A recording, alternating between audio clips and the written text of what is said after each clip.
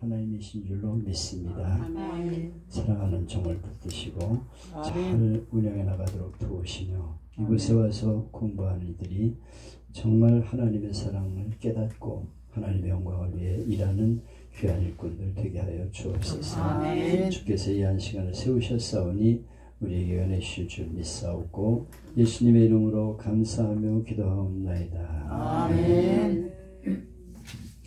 예, 참 김영수 목사님이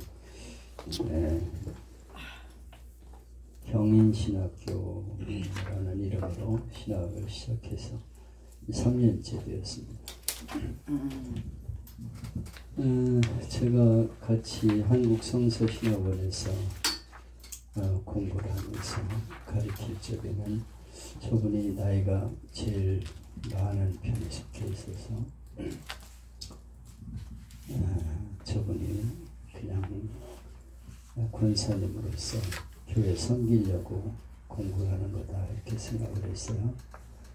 뭐 상상도 못했던 일입니다. 그래서 뭐 조용하고 그냥 항상 껄껄 웃고 그런 모습으로 되었는데 제가 콩깍지 교회를 또 섬기게 되었을 적에 한번 가보겠다고 그래서 오셨어요. 상당히 오래됐지 한 7년 됐는데 그때부터 지금까지 계속 나오는 분이에요. 저분은 한번 뭘 했다 그러면 끝장을 보는 분이에요. 참 어려운 일입니다. 하나면서 저 가산동까지 매주 한 번씩 나온다는 건 쉬운 일이 아니죠. 계속해서 꾸준히 나왔어요. 그러더니 어느 날은 자기가 난 전도사라고 생각하고 계속 전도사님 그러는데 목사 안수를 받았다고 그러면서 얘기를 하는 거예요. 그래서 이제 우리 신학계통으로 통합주계통으로 안 하고 이제 다른 신학교에 가서 안수를 받았다고 그러면서 개척교회를 하겠다고 그래서 그런가 보다 그랬어요. 그랬더니 여기다가 교회 세워가지고 또 신학교까지 저렇게 하시는 분이 됐어요. 참 하나님이 하시는 일은 신기하죠. 아멘. 근데 가만히 보니까 이게 하나님의 섭리였어. 경인신학이라는 이름으로 한 2년 하셨는데 거기서 또 이제 나와서 신학을 따로 하겠다고 그러셔서 그러시라고 그랬어요. 근데 신학교 이름을 뭘로 할까 그렇게 얘기를 하다가 그러면 본인이 한국 성서신학을 나왔으니까 그거 이름을 그냥 이어받는 게 좋겠다 그렇게 얘기를 했습니다. 김동빈 목사님이 돌아가시고 저보고 우리 이사회에서 회의를 해가지고 이제 대리학장 이런 이름으로 잠깐 이렇게 맡았는데 조청남 목사가 자기가 좀 이어받았으면 좋겠다. 그래서 그렇게 하라고.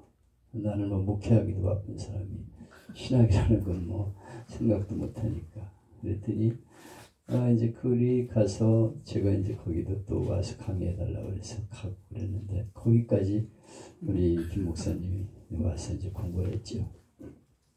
그러다 이 조청남 목사님이 돌아가셔서 또 나랑 동갑인데 멀쩡하던 분이 심장마비로 돌아가셨어요. 그래서 사모님이 참 내가 장례식에 갔더니 우리 목사님이 목사님보다 더 건강하셨는데 목사님은 이렇게 살아있는데 우리 목사님이 가셨다고 그러면서 목사님은 당뇨도 있고 그래가지고 식사를 그분이 특별히 배려를 해가지고 내가 하면 당뇨식으로 이렇게 만들어가지고 주고 그랬는데 목사님이 빨리 가실 줄 알았더니 자기 목사님 먼저 갔다고 내가 미안하더라고요. 살아있는 게.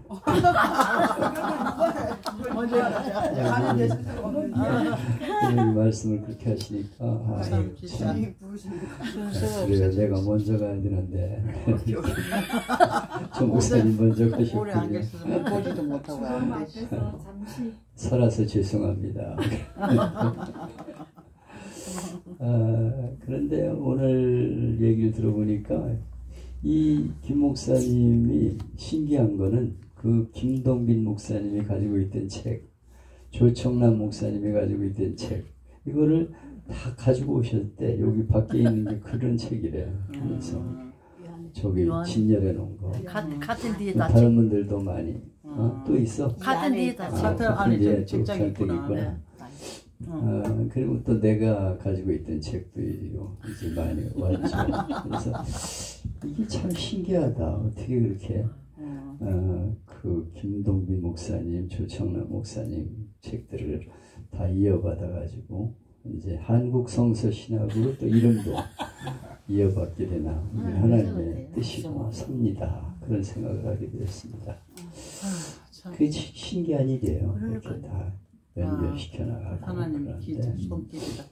이제 학교가 없어졌으니까 그 학교 출신이니까 이름을 그 써서 이어받도록 해라 이렇게 얘기를 했습니다. 그래서 이렇게 오늘 한국 성서신학이라는 이름으로 첫 개강을 하게 됐어요. 3년 만에 그래서 오늘 강의를 하게 되었는데 참 하나님의 은혜가 놀랍습니다. 아주 파워 있게 여자 목사님으로서 나이도 많은데 이렇게 신학을 하고 개척을 하고 이 신학교까지 세운다는 게 엄청난 일이에요. 신난다.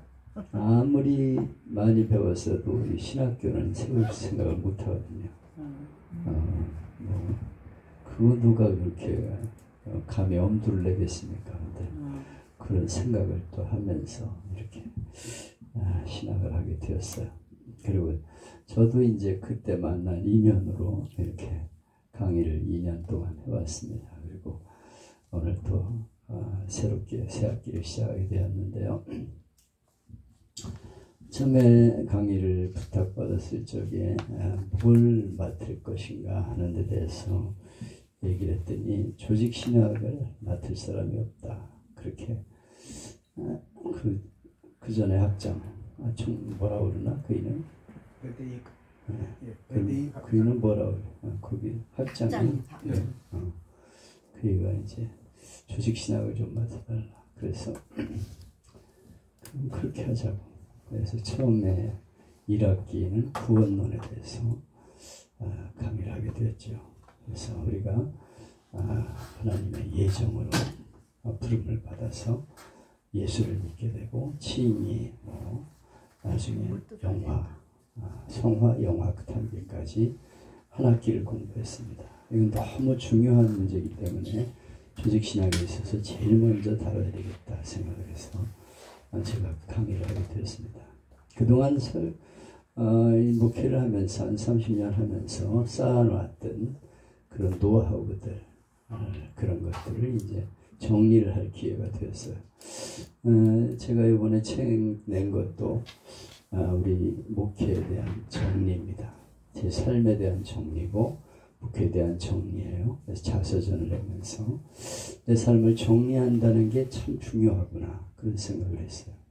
내가 어디서 태어나서 어떤 환경에서 자라서 어떻게 목회를 하게 되었고 어떤 목회를 했는가 이런 데 대해서 한마디로 이제 바보 목사였다.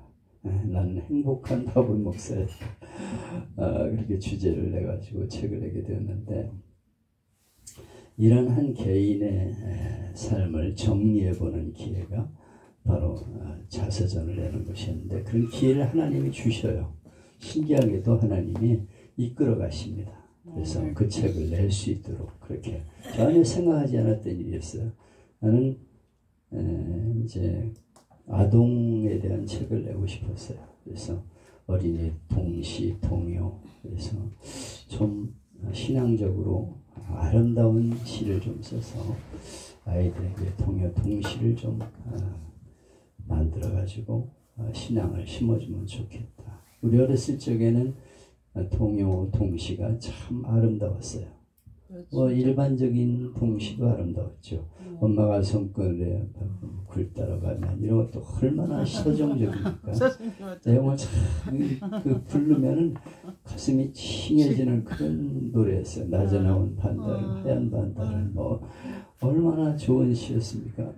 근데 요즘은 도대체 이게 동시인지 뭔지 알 수가 없어요. 노래도 그냥 막 랩이라고 해가지고 애들이 정신없이 부르는데, 야, 그런 그 정감이 담긴 그런 시, 이런 것들을 한번 쓰고 싶다, 그런 생각을 했습니다. 찬양도 얼마나 어린이 찬양들이 이뻤습니까? 예수님의 마음은 새하얀 뭐 고요한 연못, 달밤에 벌어지는 연꽃잎처럼, 얼마나 참 좋은 노래 찬양인지 몰라. 그런 것들이 요새 없어졌어요. 그래서 아쉽다. 그런 동요 가슴을 담은 정서적인 찬양을 만들고 싶다. 그리고 통화는 사실은 어린이들의 마음속에 그림을 그리는 거거든요. 그의 인생에 대해서 이렇게 색칠을 하면서 아름다운 그림을 그려나가는 건데, 그것이 참 중요하거든요. 어렸을 적에. 그래서 그게 내가 이제 은퇴하면서 앞으로 해야 될 그런 과제로 생각하면서 그렇게 했는데, 이게 시간이 잘 맞질 않아 가지고 차일피하면서 계속 왔는데 엉뚱한 책을 이제 쓰게 되었어요. 그래서 이렇게 자서전을 내게 되었는데, 이게 하나님의 은혜라고 생각하고, 내 삶의 발자취에 대해서 이런 기록을 남기면 먼 후대도 우리 조상 중에 이런 분이 있었다 하는 근거가 남아있잖아요.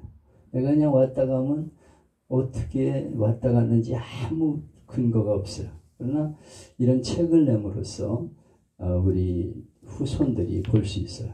국립도서관이나 이런 데 가면 책이 거기 들어간답니다. 그러면 그런 책에 대해서도 들을 수 있고 볼 수 있고, 그래서 이제 그런 책을 내게 된 게 너무 감사하고, 이 강의의 중요성은 내가 그동안 목회한 걸 정리할 기회가 있는 거죠. 그래서 구원론, 어떻게 우리가 예정되어서 구원을 받게 되는가, 장로교의 입장에서의 구원론에 대해서 강의를 했습니다. 그리고 나서는 이제 삼위일체론, 신론, 기독론, 성령론에 대해서 강의를 했죠. 그리고 나서 종말론 강의를 했고, 지난 학기에는 이제 설교하게 돼서, 나는 설교학이 정말 중요하다고 생각해요. 도대체 설교를 어떻게 하고 있는지 몰라요. 방향을 잘 모르고 무슨 설교를 하는지 모를 소리를 하고 있는 사람들이 많아요. 내가 이건 아닌데 후배들에게 어떻게 설교를 해야 될 것인가 하는 것을 좀 가르쳐주는 시간이 있었으면 좋겠다, 이런 생각을 늘 해왔어요. 왜냐하면 내가 한 20년 동안을 월요일마다 주일 설교를 위해서 연구하는 모임이 있었어요. 7시부터 8시까지 같이 설교 교재를 가지고 예배와 강단이라는 정장몽 교수가 그때는 편했습니다. 그래서 이제 사람들 시켜가지고 한 것이죠. 그러면 외국에서 한 것들을 모델로 해가지고 그대로 우리나라에 이제 그걸 번역하는 형식으로 또 새롭게 지필진을 구성해가지고 만든 책이 있는데, 거기 보면 구약, 신약, 서신서 이렇게 3개의 모델이 설교가 나와 있고 그 중에 하나를 선택하게 되어 있어요. 그래서 아침에 모여가지고 무엇을 이번 주에 설교할 것인가 하는 것을 토의합니다. 그래서 구약에서 하겠다 그러면 그 본문을 정하고 거기에 대해서 자기들이 서로 토론을 하지요. 이 말씀은 이런 뜻이라고 난 생각하고 이것을 가지고 이렇게 설교하면 좋겠다 이러면서 의견을 자유롭게 발표를 해요. 1시간 동안을 그렇게 하고, 그리고 나서 1시간 정도는 이제 교제하는 시간, 식당에 가서 밥을 먹고 식사하면서 교제하는 시간을 갖는데, 이거를 눈이 오나 비가 오나 한 20년을 계속 해왔습니다. 그리고 여기서 우리가 공부하는 거로 끝나지 말고 카페를 만들어서 그걸 정리하면 좋겠다. 그래서 카페를 만들어 가지고 프로페자이라는 이름으로 이제 카페를 만들었습니다. 이 프로페자이는 칼빈이 옛날에 이제 세운 그런 설교 모임이었는데요. 그때 이제 주일 설교를 위해서 모여가지고 같이 토의하고 주일날 그 본문을 가지고 설교하는 그런 모임이 있었습니다. 근데 이것들이 이제 우리나라에도 필요하다. 그래서 김경진 교수, 지금 소망교회 가신 그분이 이제 시작을 해가지고 우리가 같이 모였죠. 본문이 정해져서 토의를 마치면 그 본문을 가지고 설교한 우리나라의 목사님들의 설교를 제가 정보를 찾아가지고 카페에다 올립니다. 그 본문을 가지고 설교한 내용에 대해서는 인터넷 정보 클럽이라는 것에서 가입을 해가지고 자료를 이렇게 모으면 돼요. 우리나라에는 지금 뭐 이 설교에 대한 자료들이 무궁무진합니다. 그걸 개발을 해가지고 각 교회에서 목사님들이 설교한 그런 내용들을 그 회사에서 모집해가지고 이제 자료를 띄워주는 거죠. 그래서 뭐 창세기 쫙 하면 창세기 1장부터 그 본문을 가지고 설교한 목사님들의 설교가 쫙 나와요. 그 중에서는 뭐 이렇게 거들떠볼 필요도 없는 그런 설교도 많아요. 이렇게. 그리고 유명한 목사님들의 설교는 달라요. 내용이 벌써 다릅니다. 전개 과정도 틀리고 그 내용이 은혜로워요. 뭐 조영기 목사님 같은 분은 성령 중심으로 그 설교를 해석을 해나가고 박사님 목사님 같은 분은 귀납법적인 설교죠. 이렇게 세상 얘기를 하다가 본문으로 돌아가서 결론을 딱 맺는 그런 설교입니다. 이동원 목사님 같은 분은 강해 설교로 유명해요. 그 본문을 가지고 강해 설교한 내용들이 나오고 박종수 목사님 같은 분은 대지 설교를 또 잘 하시는 분이에요. 이런 분들의 설교를 쭉 이제 한 10여 년을 이제 쭉 프로페자에 올려주다 보니까 내 나름대로의 설교에 대한 눈이 열리게 되었어요. 그래서 설교를 이렇게 해야 되는구나. 이분들의 설교는 이런 특징이 있는데 나는 어떤 설교를 해야 될까 하는 것을 생각하게 됩니다. 그래서 그걸 참고로 해가지고 그 본문을 가지고 설교한 목사님들의 설교를 쭉 올려주고 그리고 내가 그 설교를 가지고 또 설교를 작성해가지고 하나 올립니다. 나는 이렇게 이 설교문을 가지고 이렇게 작성을 했다. 그리고 올려줍니다. 그래서 지금도 프로페자의 서울지부회라는 걸 치면은 내가 올리는 자료들이 한 10년께 쫙 떠 있어요. 그래서 여러 목사님들의 설교, 내가 한 설교 이렇게 해서 쭉 이제 올리고 있죠. 그렇게 설교를 이제 연구해서 올리다 보면 장점이 있어요. 우선 내가 이번 주에 무엇 설교를 할 것인가에 대한 고민이 없어서요. 사실은 처음에는 방향을 못 잡아가지고 설교 본문을 잡는데 끙끙대다가 주의를 맞는 경우도 있어요. 그리고 설교가 잡히질 않아가지고 밤새도록 끙끙대면서 주일날 겨우 써가지고 강단에 서면은 정신이 빙빙 돌아요. 얼마나 피곤한지 몰라요. 그래서 도대체 이렇게 하면 안 되겠는데 그런 생각을 했습니다.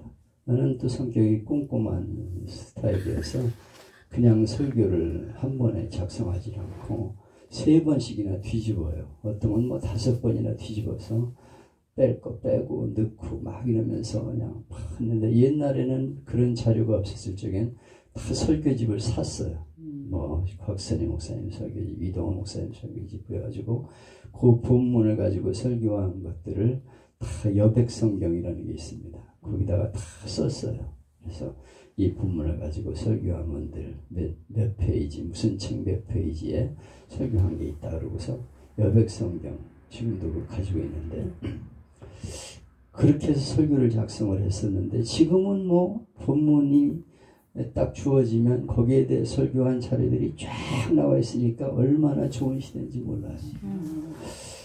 그래서 그걸 가지고 이제 작성을 해서 이제 올려주고 그러다 보니까 주보가 목요일 날 들어가거든요. 그러면은 그 전에 내가 설교를 작성을 마쳐야 됩니다. 수요일까지는 마쳐야 돼요. 그리고 나서 목요일 날은 이제 주보에다 실어야 되니까 그 요약된 거를 다 작성을 해놓고 실어야 됩니다.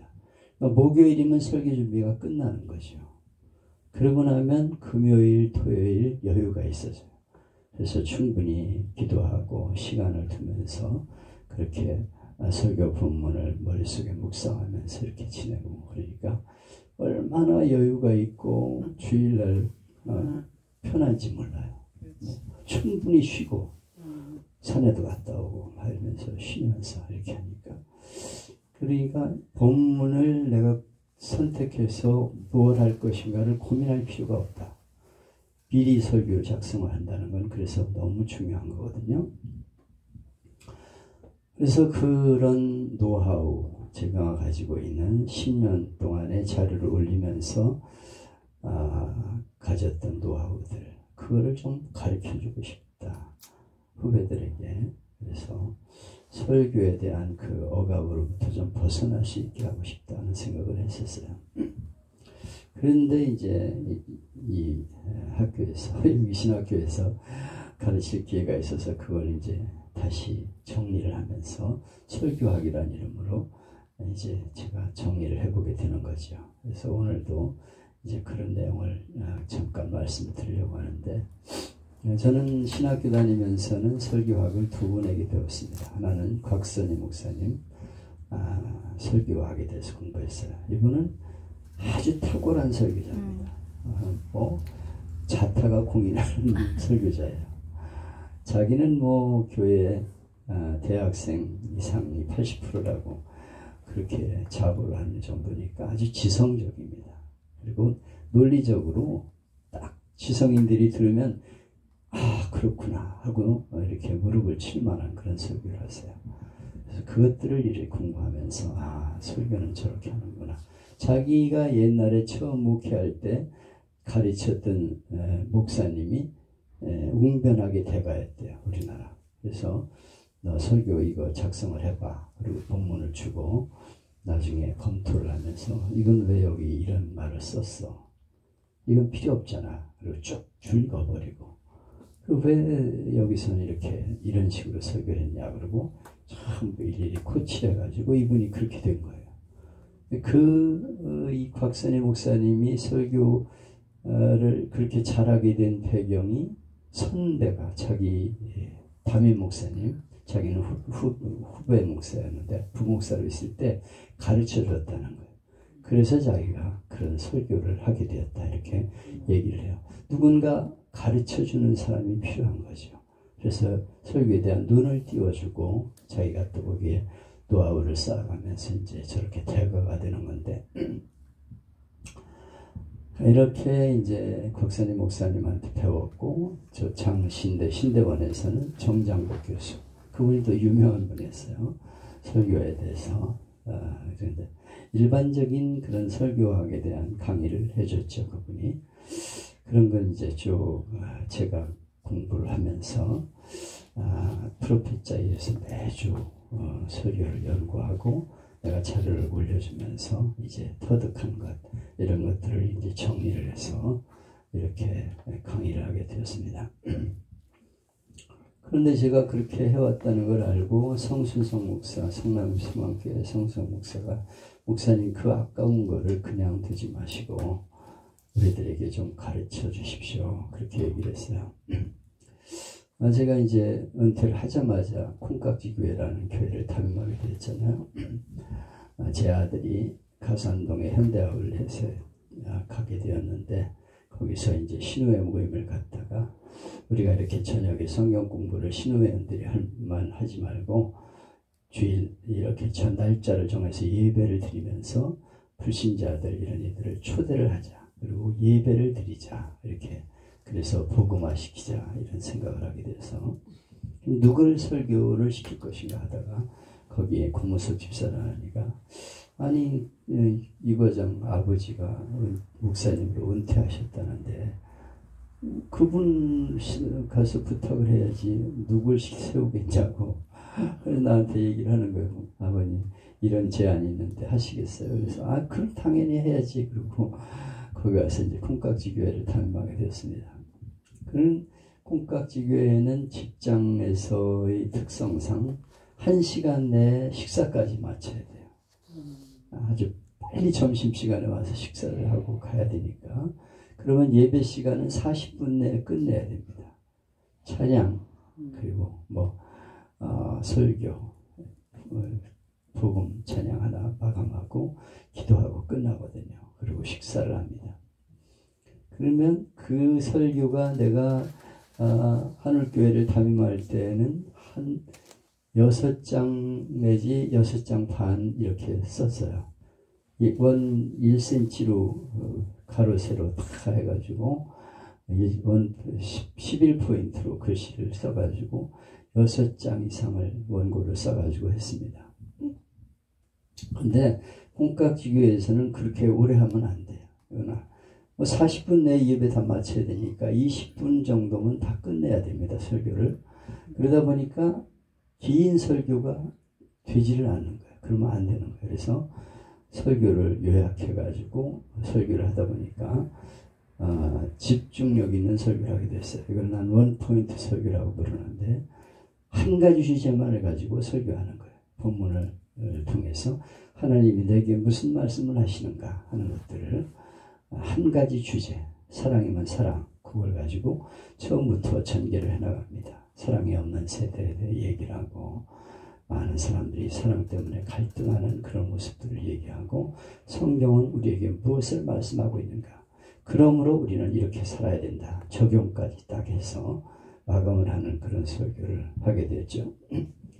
근데 그걸 좀 우리에게 가르쳐 달라는 거예요. 그래서 이제 그 성남소망교회에서 그분이 아는 사람을 모아가지고 이제 아침마다 월요일 날 강의를 하게 됐습니다. 한 1시간 정도 강의하고 같이 식사를 하고 그랬는데 코로나가 와가지고 1년 조금 더 하다가 중단되었어요. 그래서 우리 송 목사가 아유 참 이거 해야 되는데 그래서 너무 아쉽다 그러다가 또 지난주에 처음 또 다시 시작했어요. 그러지 말고 목사님 화상으로 강의를 해주세요. 이렇게 부탁을 했습니다. 그래서 제가 화상 강의를 시작을 했어요. 직접 모여서 강의를 듣는 거는 제한이 있어요. 왜냐하면 거리 때문에 못 와요. 사람들이. 그리고 시간 때문에 못 오고 아침에 차 밀려 못 오고 차를 못 빼서 못 오고 그래서 많이 올 수가 없어. 근데 이 화상 강의는 전 세계에서 들어갈 수 있어요. 중국이나 대만이나 뉴질랜드 이런 데서도 그 시간에 들어와서 강의를 들을 수 있는 장점이 있습니다. 그래서 지금 지난주에 한 20명 이제 시작이 됐는데 앞으로는 우리 성목사 얘기는 몇천 명 될 것이다 이렇게 생각을 해요. 그래서 지난주에 월요일 날 처음으로 강의를 해서 이번 주에 이제 두 번째 강의 들어갔는데 그 강의를 했을 때 사람들이 이거 정말 우리에게 필요한 것이었습니다 이렇게 얘기를 하면서 원포인트 설교라는 게 이렇게 좋은 걸 처음으로 알았습니다. 그리고 설교에 대한 눈이 띄었습니다. 이렇게 이제 한 분밖에 안 들었잖아요. 앞으로 이제 쭉 계속하면 나름대로 방향을 찾게 되겠죠. 이렇게 하나님이 열어가시는 거예요. 이렇게 인도하시고 저렇게 인도하시고 그러면서 콩깍지교회 거기서 프로페자이에서 콩깍지교회로 그리고 또 성남소망교회에서 프로페자이 이렇게 열어가면서 오늘 설교학까지 여기까지 오게 됐습니다. 하나님이 인도하시네요. 철저하게 하나님이 이끌어가시고 인도하시는 것을 느낍니다.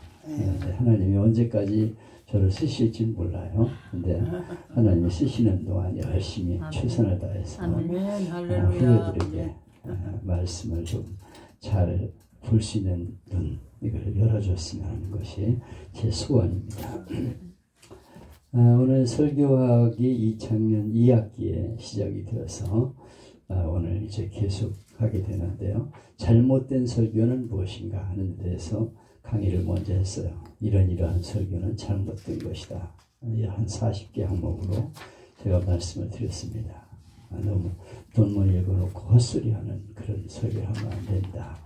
이런 내용들을 한 40개 말씀을 드렸고, 또 이제 곽선희 목사님의 설교하게 돼서 제가 이제 여러분들에게 조금 하다가 이제 중단했습니다. 계속해서 곽선희 목사님의 설교 강의에 대해서 좀 공부를 하고, 그리고 나서 우리나라의 유명한 목사님들의 설교학을 같이 생각해 보려고 합니다.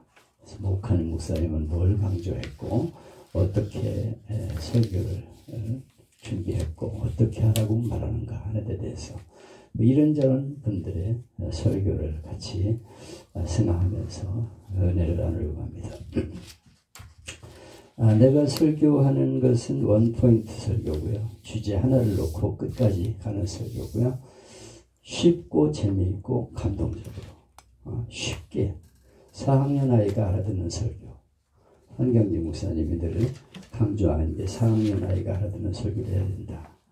그 얘기를 하셨는데 나는 거기에 깊이 공감합니다.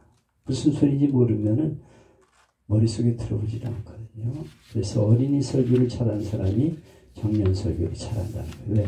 알아듣기 쉽게 설교를 하니까. 그래서 할머니도 알아듣고 아이들도 알아듣고, 아이들도 예배 참석했다가 오늘 목사님이 이런 설교를 했어요. 막 집에 가서 얘기한다는 거예요.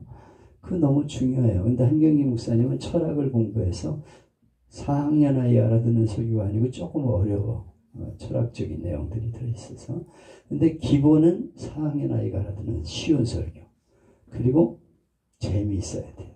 재미없는 설교는 안 됩니다. 재미있는 설교라야 귀가 열려요. 그렇다면 대화식으로 아주 재미있게 이야기 섞어가면서 이제 들을 수 있어야 됩니다. 세 번째는 감동이 있어야 돼요. 자기 삶에 적용이 되어서 그 설교를 듣고 그렇구나. 내가 그동안 이렇게 살았는데 앞으로 이렇게 살아야 되겠구나. 감동이 있어야 돼. 그리고 마지막 중요한 건 적용입니다. 그래서 그 설교를 듣고 어떻게 살라는 거냐. 이게 적용이 중요한 거예요. 적용이 없는 설교는 헛소리 하는 거에 불과한 거예요. 성도들이 무슨 말을 듣고 가는지 알 수가 없잖아요. 근데 설교를 듣고 나가면서 인사하면서 오늘 목사님 은혜 많이 받았습니다. 이러한 기도에 대한 설교를 했을 때 이제 내일부터 새벽 기도 나오겠습니다. 이렇게 얘기하고 가면 그거는 되는 거예요. 왜냐하면 자기 삶에 적용을 하겠다는 얘기거든. 설교를 들었는데 아무 변화가 없으면 무슨 의미가 있습니까? 그래서 그 설교를 듣고 성도들에게 반응이 있어야 돼요. 내가 이렇게 살아야 되겠구나. 주의를 잘 지켜야 되겠구나. 예배 중요하구나. 기도 생활 중요하구나. 전도 중요하구나. 이걸 꼭 심어줘야 됩니다. 그래서 그 설교의 적용, 내 삶에 어떻게 적용시킬 것인가 하는 것을 반드시 맺어야 되고요. 그리고 결론은 전도입니다. 그래서 하나님이 이렇게 말씀하셨으므로 우리는 이 말씀을 전해줘야 한다. 이걸 모르고서 어리석게 살아가는 가족이 얼마나 많냐. 가족들도 그냥 내버려 두면 지옥 갈 텐데 어떻게 자식이 내 가족들이 지옥 가는데 마음대로 잠이 잘 온다는 것은 그건 아주 나쁜 놈 중에 상 나쁜 놈이다. 그리고 내 자식이 지옥 가는데 그대로 내버려 두면서 불고기가 머리 입속으로 꿀떡꿀떡 넘어간다면 그건 악질 중에 상악질이다. 내가 이 전도훈련 받으면서 어떤 목사님한테 이 얘기를 듣고 충격을 받았는데, 아니 지금 내 가족이 지옥 가고 있는데 그걸 내버려 두고 불고기가 목구멍으로 들어가는 인간은 악질 중에 상악질이라는 거예요. 그러니까 전도를 말씀을 들으면 전도의 결론이 나와야 돼요. 그러므로 우리는 이 말씀을 반드시 전해줘야 된다. 우리의 가족과 친지와 이웃들이 이 말씀을 모르고 있기 때문에 그들에게 전해줘야 된다. 이것이 결론이 돼야 돼요. 내가 늘 강조하는 거는 하늘교회에서 1년에 2번 전도 집회를 합니다. 해피데이라는 이름으로 3개월 전부터 계획을 짜요. 우리 쫙 나와 있어요. 몇 주, 첫 번째는 7명의 태신자, 내가 전도할 사람 명단을 적어낸다. 그래서 적으라고 그러는 거예요. 안내자들이 쫙 서가지고 이제 쫙 돌려주고 적어내. 안 내면 안 돼. 지켜가지고 적어내세요. 그래가지고 그걸 적어내게 만들. 7명 적어내. 그리고 이 7명을 놓고 기도해라. 그리고 다음 주에는 3명으로 줄여라. 그래가지고 3명으로 줄여가지고 적어내게 합니다. 그리고 그들을 위해서 계속 기도하면서 접촉하는 기회를 갖게 하는 거죠. 전화를 해라. 선물을 가지고 찾아가라. 식사를 같이 대접하면서 얘기해라. 간식을 같이 나눠라. 그러면서 계속 도전을 주고 자극을 줘요. 그러고 나서 이제 3개월 후에 이게 매주 나와 있어요. 매뉴얼이 쫙 나와 있습니다. 그러고 나서 3개월 지나서 해피데이 때 유명한 강사 한번 초대에다가 설교를 이제 한다든 간증을 시키는 거죠. 윤영주 장로님 와서 이제 간증을 하는 거죠. 그러면서 찬양을 하면서 막 하면 거기 새로 나온 사람들이 그 은혜 받아요. 그러면서 야, 교회 다녀야 되겠구나 이렇게 결심하게. 그러고서는 그 자리에서 결심을 시키는 거죠. 자, 예수님을 믿는 사람 손 들어보세요. 네, 그냥 가만히 있는 사람은 안 됩니다. 그럼 지옥 가겠다는 얘기인데 지옥은 절대로 가서는 안 됩니다. 그날의 설교 메시지는 전도 메시지예요. 그래서 우리는 예수를 믿어야 살고 믿지 않으면 지옥 간다 그래가지고 안 믿을 사람, 지옥 가고 싶은 사람만 그 자리에 앉아있고 이 천국 가고 싶으면 다 일어나세요. 그래서 다 일어나게 해가지고 결신을 시킵니다. 그래서 따라하게 만들고 영접 기도 시키고, 영접 기도가 중요하다. 예수님을 내가 마음에 믿겠습니다. 작정하면 하나님이 책임지시고 천국으로 인도하신다. 영접 기도 시킵니다. 그러면 거의 다 100%는 아니지만 거의 95%는 일어나서 예수님을 영접해요. 그럼 이 사람들이 자기 입으로 고백을 했기 때문에 주일날 교회에 등록을 하게 되죠. 등록을 하게 되는데, 이렇게 하면은 매번 이제 한 번 할 때 이 봄, 가을로 하는데 이제 한 50명, 한 100명은 등록을 일단 해요. 자기 이름으로 이렇게 해가지고 등록을 하면 이 사람들이 이제 나오다가 떨어지기도 하지만은 또 다음번이 또 기다리고 있어요. 이번에 또 나오다 안 나오면 그 다음에 또 초청해가지고 또 다시 결신을 시키는 거예요. 근데 첫 번 내디기가 어려워요. 처음 교회 데리고 나오기가. 그렇게 해가지고 계속해서 이렇게 하니까 1년에 한 100명 이렇게 등록을 하게 되는데, 이렇게 해야 교회가 유지가 됩니다. 그렇지 않으면요, 이사가 버리고 자연도태되고 죽고 이러면 교인들이 줄어들 수밖에 없어요. 하늘교회 같은 경우 그 500명 교인 유지하기가 쉬운 게 아닙니다. 계속 떨어져 나가요. 그냥 이사가 버리고 이러면서. 그러니까 그이들을 계속해서 1년에 100명은 해야 되니까 봄, 가을로 하는 거예요. 봄, 가을로. 계속 전도 설교를 하면 나중에 성도들이 그럽니다. 목사님 부담스러워요. 목사님 자꾸 설교 전도하라고 그러니까 마음이 편치라네요. 그게 거룩한 부담감인데, 그 거룩한 부담감을 가져야 돼. 교회 나와서 편안히 왔다 갔다 하는 건 그건 나이롱이고 그건 가짜야. 하나님 말씀을 들었으면 나가 전해줘야지 지옥 가면 되겠어. 이렇게 얘기하니까 맞아요. 그 다음에는 아유 안녕하세요 그러고 인사하다가 그 다음에는 아이고 어디 사세요? 몇 동 사세요? 우리 집에 놀러 오세요. 그리고 초대하고 내가 또 가고, 고구마 우리 집에 쪄놨으니까 같이 먹으러 가요. 국수 먹으러 오세요. 이러면서 대화하면서 한 번만 교회 가자. 우리 하늘교회 한 번만 가자. 그렇게 초대를 하게 만들어서 첫 발을 디디게 하는 게 중요해요. 그래서 첫 발을 디디면은 그 그 사람이 교회를 자연스럽게 나오게 됩니다. 이 처음 발디디기 어려워. 근데 한 번만 가자. 내 죽은 사람 소원도 들어주냐, 산 사람 소원도 안 들어주냐, 한 번만 가자 막 이러면 나중에 나오게 돼요.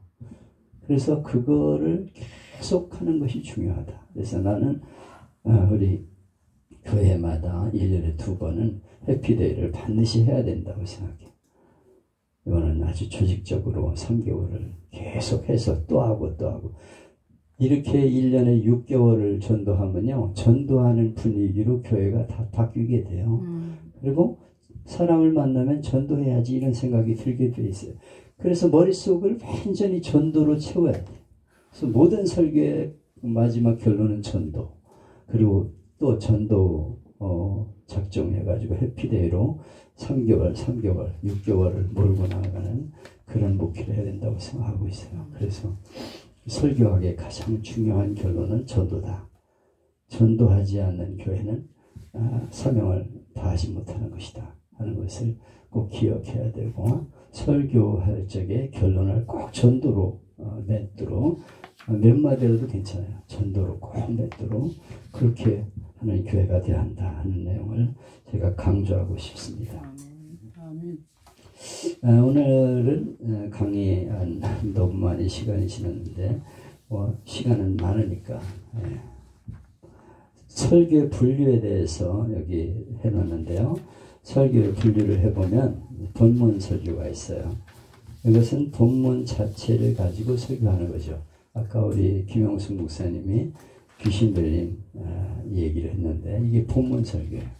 그래서 본문에 나오는 이 귀신 들린 사람이 예수님을 만나서 군대 귀신이 들었는데 돼지떼에 들어가가지고 몰살을 할 만큼 하나님이 영혼을 사랑하시고 계신다.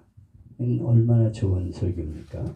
그래서 우리가 한 영혼을 위해서 돼지 5,000마리를 희생시킬 만큼 하나님 한 영혼을 사랑하고 계신다. 그 사실은 쓰레기 같은 사람 아닙니까? 그 귀신 들려가지고 옷도 다 벗어버리고 날뛰고 있는 그런 사람은 인간적으로 볼 적에는 완전히 퇴인이야, 퇴인. 거들떠도 안 보려고 그래요. 미친 사람 만나면요, 저 미친년인가 이러고서 가까이 안 하려고 그러잖아요. 근데 그 사람을 하나님은 사랑하셔.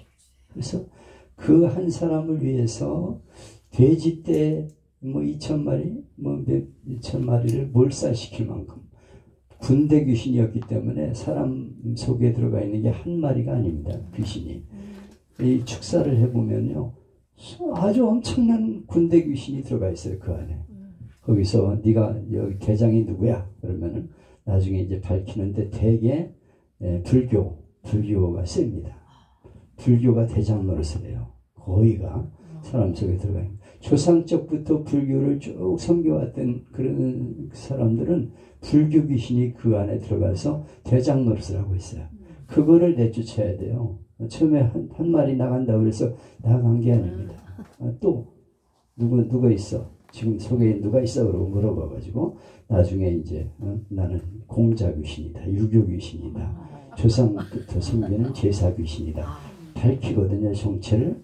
그래가지고 그걸 내쫓아야 돼요. 내쫓아야 그 사람의 인격이 새로워지고 새로운 사람이 되게 되는데, 그걸 이제 기쁨의 교회 이종선 목사 제 제자가 아주 대가입니다. 그거에 대해서 말해서 막 아주 제 귀신 내쫓는 그는 아주 거기만큼 없어. 내가 수많은 영성 훈련에 참여를 해서 다 참여를 해봐서 공부를 했거든요. 우리나라 유명한 이들은 다 제가 가서 공부했습니다. 강태원 목사라고 신봉교육에 통해 있는 것도 있고 여러 분들 집회마다 다 찾아다니면서 공부했는데 제일 잘하는 게 기쁨의 교회예요. 이종선 목사가 제야.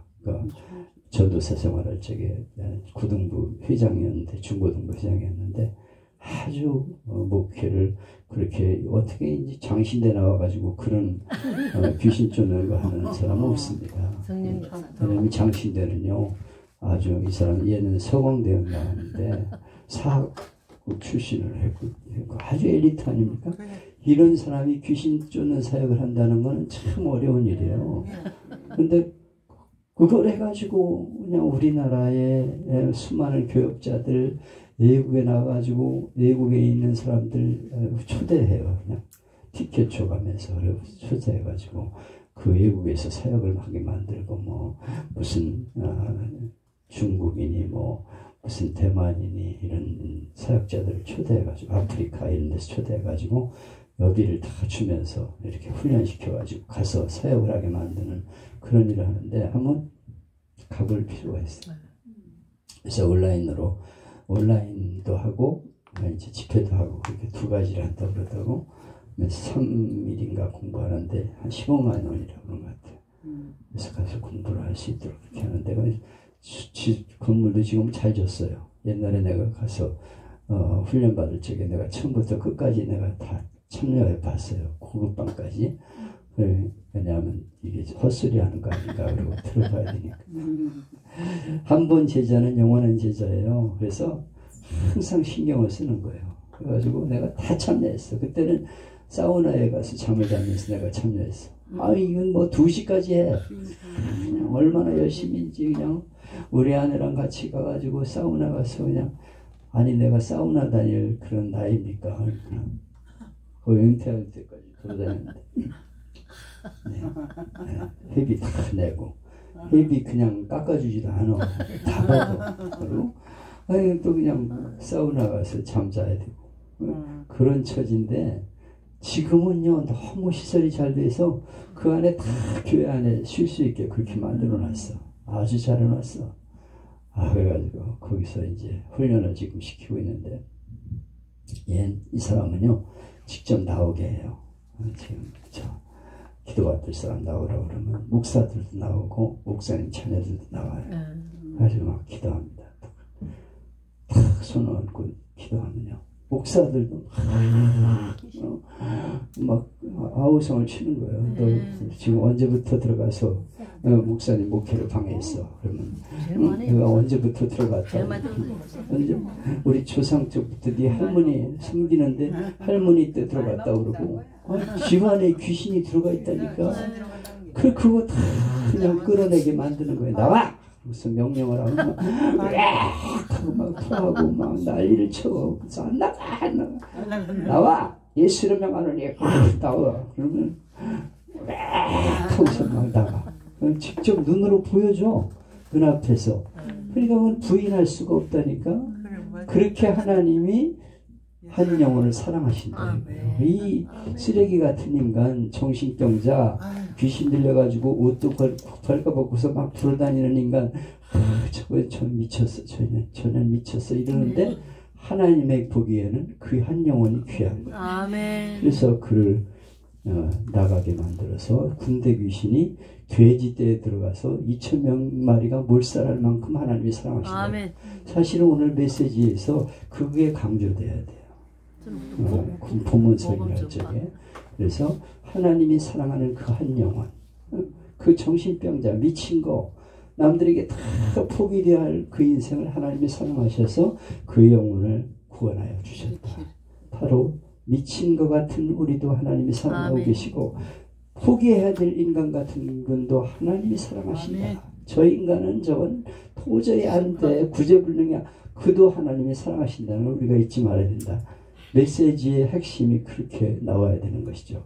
그래서 이 사람이 주님을 따를 때 너는 나를 따르기보다는 가서 네가 직접 만난 주님을 전해. 네가 어떻게 정신병에서 노인받게 되는지 막 얘기를 해. 그러면 다른 사람을 구원할 수 있잖아. 하나님이 주신 사명은 다 틀려. 아멘. 이 정신병자는 지금 예수님 따라다니며 제자 노릇할 때가 아니야. 너는 지금 네가 만난 그 예수님 어떻게 네가 정신병 걸렸던 거 알잖아. 사람들이 너 미쳐가지고 빨가벗고 돌아다니는 거 사람들 다 아는데 가가지고 네가 어떻게 예수님을 통해 구원받고 고침받게 됐는가를 얘기해. 막 입으로. 그게 네 사명이야. 그래가지고 이 사람이 동네방 나 돌아다니면서 막 얘기했다는 거야. 내가 사실은 알잖아요. 나 미쳤던 거. 그런데 그냥 예수님이라는 분 만나가지고 이렇게 새 사람이 됐어요. 당신도 예수님 만나보세요. 막 이러고 돌아다니니까 사람들이 쭉 몰려든 거죠. 오늘 은혜 받은 사람들이 해야 될 일은 내가 만난 예수님을 전하는 거예요. 아멘. 얘기하는 거예요. 내가 예수님 만나기 전에는 인생이 참 살기가 힘들었고 정말 죽고 싶었고 몇 번씩이나 자살을 결심했었는데 예수님 만나고 내가 이렇게 행복해졌어요. 즐거워졌어요. 당신도 예수님 만나세요. 이렇게 얘기하는 게 우리 사명이다. 이거를 얘기를 해줘야 된다는 거죠. 오늘 본문 설교 주제나 이런 것들은 아주 좋아요. 그렇게 우리가 메시지의 핵심을 본문에서 택해가지고 전하는 거죠. 그걸 가지고 오늘 현실에 접목시켜서 우리가 어떻게 살아야 될 것인가로 결론이 나가야 돼요. 그리고 하나님 말씀을 전해야 된다. 이걸 얘기해야 된다는 게 이게 본문 설교하다가 이렇게 나왔는데 이런 것들이 너무 중요한 거죠. 그리고 제목 설교, 이거는 이제 어떤 주제가 있으면 거기에 대해서 그 주제를 가지고 계속 설교하는 거예요. 사랑, 그러면 사랑을 가지고 사랑받지 못하는 세대에서 얘기를 하고 성경은 무엇을 말씀하고 있는가. 그러므로 우리는 이렇게 살아야 된다 하는 제목을 가지고 설교를 하는 건데 요 내용들은 이제 뒤에서 또 공부를 하게 됩니다. 그리고 교리적인 설교, 어떻게 믿느냐, 이걸 전해야 되는데 이거 어려운 설교거든요. 그렇지만은 이거를 사실은 주일날 낮예배 시간에 쉽게 얘기를 해서 설교를 해줘야 됩니다. 그래서 처음 교회 나오는 사람이 하나님은 이런 분이구나. 교리에는 우리가 믿는 신앙의 뼈대가 교리거든요. 내가 무엇을 믿는가, 기독교는 무엇을 믿는가 하는 것을 저들에게 알려주는 것이 바로 교리입니다. 교리. 특히 교리 가운데는 로마서가 아주 중요한 교리 서신이죠. 이런 교리적인 설교를 교회에서 해줘야 돼요. 그래서 교인들이 듣고 하나님은 정말 살아계시네. 내가 하나님을 믿어야 되겠네. 이렇게 결심하게 만드는 설교가 있어야 되는 것이죠. 그래서 주일날 예배에 이제 다른 사람들 주일날 낮예배 오후 예배 안 나오잖아. 교회 처음 나온 사람이 오후 예배 나오겠어요? 그리고 수요 예배 새벽 예배 안 나온다니까. 근데 그 사람들에게 하나님이 어떤 분인가 하는 것을 확실하게 심어주고 예수님은 어떤 분인가 하는 것을 확실하게 심어주고 성령님은 어떤 분인가 이런 것들을 아주 재미있고 쉽게 감동적으로 전하면 저들이 알게 돼요. 하나님이 정말 살아계시구나. 하나님 정말 믿어야 되겠구나. 이런 결심이 서게 만드는 거죠. 그래서 주일 예배는 교리 설교를 중심으로 하되 쉽게, 아주 쉽게 설교를 할 필요가 있어요. 그리고 이 교리 설교가 아주 중요합니다. 아멘. 그리고 도덕적인 설교, 어떻게 살아야 되느냐, 도덕적인 설교를 할 때가 있어요. 왜냐하면 하나님 말씀은 우리에게 삶을 얘기하고 있거든요. 성경 말씀을 들었으면 그 말씀을 실천해야 되거든요. 근데 실천이 약해요. 그래서 교인들이 머리통은 큰데 삶이 따르질 않아서 욕을 먹어요. 그래서 저희 예수 믿는 것들이 저렇게 사냐 이렇게 일하고 있기 때문에 삶을 얘기하는 도덕적인 설교가 따라야 돼요. 근데 이것들은 성경 본문을 가지고 자연히 얘기하다 보면 삶이 이제 도덕적인 설교로 나가게 되죠. 결론은 우리가 이렇게 살아야 된다. 알기만 해서는 안 되고 믿기만 한다고 되는 게 아니고 삶을 실천해야 된다. 그것 때문에 구원받는 건 아니에요. 그러나 하나님 말씀대로 살 의무가 우리에게 있다는 것을 전해줘야 되는 것이죠. 이것이 도덕적인 설교도 같이 따라야 되고요. 그 다음에 역사적인 설교. 이것은 성경의 역사를 취급하고 또 인물을 이제 빨리 끝내라고 지금 난리네. 네, 성경의 역사를 이제 말하고 또 성경에 대한 인물을 말하는 그런 설교. 그리고 경험적 설교. 이건 여러 가지 경험을 얘기하는 거죠. 설교, 선배들의 경험, 누가 겪은 얘기들 이런 것들을 이제 그 경험적인 설교로 얘기할 수 있고요. 그 다음에 간증 설교. 대부분 자기가 겪은 얘기도 그렇고 이제 간증들을 많이 하게 되죠. 나는 이렇게 하나님 말씀대로 살아서 이렇게 체험을 했다. 그리고 계절 설교라고 되어 있는데 이건 절기 설교. 절기 설교가 또 있어야 됩니다. 그래서 절기설교를 따로 해서 부활절이면 부활절, 성탄절이면 성탄절 설교를 해야 되는데 그냥 계속 딴 얘기만 하면 안 돼요. 그 계절이 그 절기가 왜 우리에게 필요한가를 얘기해 줘야 돼요. 절기설교 중요합니다. 맥추감사, 추수감사, 절기설교 해야 돼요. 그냥 계속 창세기부터 쭉 해나간다? 아니, 그때는 절기설교 해야 된다니까, 절기 때는. 그냥 그렇게 그러면 안 된다니까. 그리고 신방설교가 있죠. 신방가설교, 부흥설교를 할 때가 있어요. 우리 한옥교회는 1년에 2번은 꼭 부흥회 했습니다. 왜냐하면 내가 가르치지 못하는 것을 부흥사들이 와서 설교를 해요. 근데 나는 여기저기 돈을 위해서 다니는 꾼들은 절대 관심 없어요. 그 사람이 목회를 잘하는 사람이냐, 목회 잘하는 사람만 세웠어요. 왜냐하면 그 사람은 자기 나름의 목회 노하우를 갖고 있기 때문에 배울 게 많아. 그리고 성도들을 바르게 잘 가르쳐요. 그래서 이 부흥설교 필요하다. 그리고 목회설교, 목회를 어떻게 해야 되는가 하는 데 대해서 자기 나름의 목회관이 있죠. 그걸 가지고 설교하고요. 또 전도설교, 불신자를 위해서 설교 계속해야 됩니다. 예수님을 영접해야 된다. 그래서 1년에 4번 하늘교회에서 설교를 은퇴 목사로서 하게 되는데 그때는 전도설교예요. 그래서 우리는 다 예수를 믿어야 되니까 지옥 갈 사람만 앉아있고 그렇지 않은 사람이 일어나세요. 매번 내가 초청을 합니다. 그래가지고 이번에 이제 최영선 목사가 미국에 2주간 가게 되는데 그때 제가 설교를 하게 돼. 부활주를 다 지나서 2주를 제가 설교하게 되는데 그때 반드시 나는 전도 설교할 거예요. 그래서 우리가 예수님을 믿어야 되니까 이 자리에 일어나서 따라하세요. 주여 하나님 아버지, 나는 죄인입니다. 하나님 나를 사랑하시 예수님 보내시고 나를 죄에서 구원해 주시는 것 감사합니다. 제가 예수님을 믿습니다. 내 마음에 들어오셔서 나를 다스려 주옵소서. 예수님의 이름으로 기도합니다. 아멘. 반드시 전도 설교. 자, 그래서 낮에는 교리적인 설교하고요. 저녁과 수요 예배는 강연 설교, 강해서. 뭐 새벽 예배는 요새 생명의 말씀사에서 나온 거 가지고 하는 분들이 많더라고요. 그런데 저는 강해 설교 주로 했어요. 창세기는 창세기 쭉 해나가고 그렇게 했습니다. 또 신방설교 부문은 한 100개 정도 가져야 된다 하는데 뭐 그건 자기 나름대로의 설교 준비가 있어야 될 것입니다. 아이고, 네. 빨리 끝내라고 한다고 기도합시다. 하나님 감사합니다. 오늘 또 이렇게 설교하게 돼서 공부를 했는데 또 새학기가 시작되었기 때문에 여러 가지 내용들을 말했습니다. 하나님 들으시고 아름다운 열매로 나타나게 하시고 또 이 자리에 있는 이들만이 아니라 방송 듣는 모든 이들도 올바르게 설교를 잘 할 수 있도록 은혜와 지혜를 주옵소서. 예수님의 이름으로 기도하옵나이다. 하나님 앞에 영광을 받습니다. 수고하십니다.